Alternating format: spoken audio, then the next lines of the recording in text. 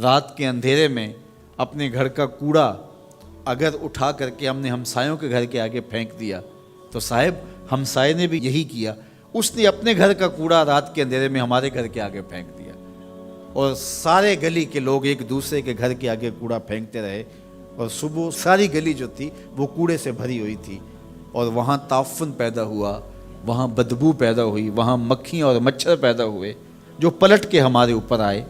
مسموم ہوائیں ہماری صحت کو بگاڑ دیتی ہیں، ہواؤں میں غلاظت گھل جاتی ہے، گندگی پھیل جاتی ہے۔ اس لیے ہمیں اس بات کا اہتمام کرنا ہوگا کہ ہم پورے معاشرے کو، پورے ماحول کو جو ہے وہ صاف کرنے کی کوشش میں لگ جانا چاہیے۔ تو میں اور آپ اس پہ غور کریں کہ ہمارے اسلام کا ہمارے نام کیا میسج ہے، کیا پیغام ہے۔ جو اسلام پیدا ہوتے ہی ہماری زندگی کا آغاز غسل سے کرتا ہے، اور پھر زندگی کا اختتام بھی غسل سے ہوتا ہے۔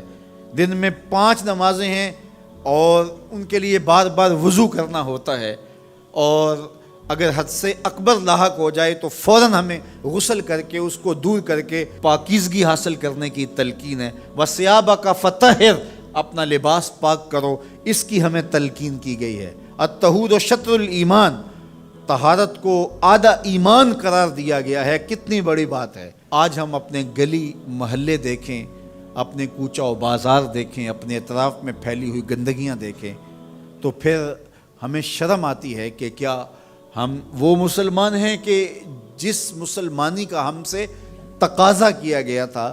ہم مسلمان تو ایک صاف، پاک اور خوبصورت اور عفت معاب صورت میں آگے بڑھتے، اور معاشرہ صفائی و ستھرائی کا مرقع نظر آتا، اور ہر شے نہ صرف صاف اور پاک اور طاہر ہوتی بلکہ چیزوں کو مرتب اور منظم کر کے رکھنے کی بھی ہمارے اسلام نے ہمیں تلقین کی ہے کہ جو ہم چیزیں رکھیں ان کو بھی ایک ترتیب اور سلیقے کے ساتھ رکھیں، تاکہ جو ہے وہ پڑی ہوئی چیزیں بھی جو ہے وہ خوبصورت دکھائی دیں۔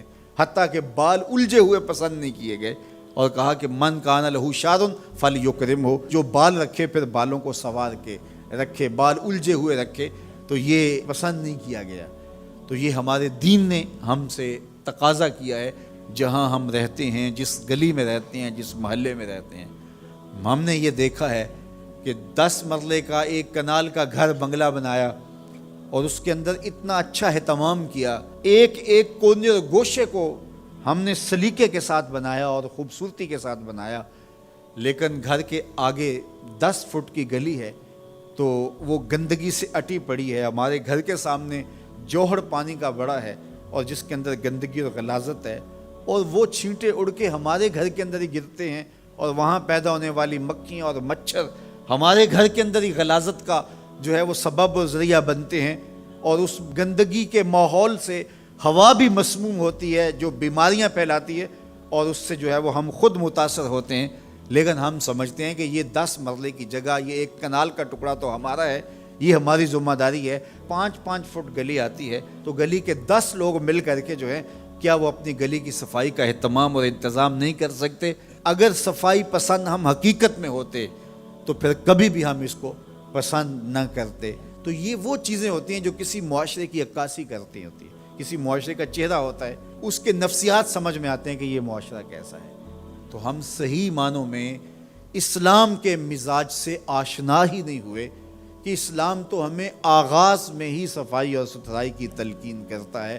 ہمارا دین شروع ہی طہارت سے ہوتا ہے، شروع ہی صفائی سے ہوتا ہے، اور اس کا نقطہ انجام جو ہے وہ بھی غسل سے ہے۔ تو غسل سے شروع ہو کے غسل تک، اور درمیان میں غسل اور وضو چلتا رہتا ہے۔ لباس کی پاکیزگی ہے، خوراک کی پاکیزگی ہے، مکان اور اطراف کی پاکیزگی ہے، ماحول کی پاکیزگی ہے۔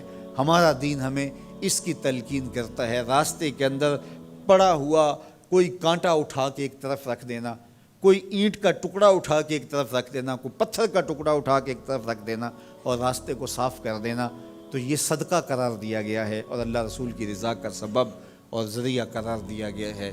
میں آپ سے توقع رکھتا ہوں، اور میں خود بھی انشاءاللہ اس کے لیے کوشاں رہوں کہ ہم اپنے ماحول کی صفائی کے لیے اپنے حصے کا کام ضرور کریں۔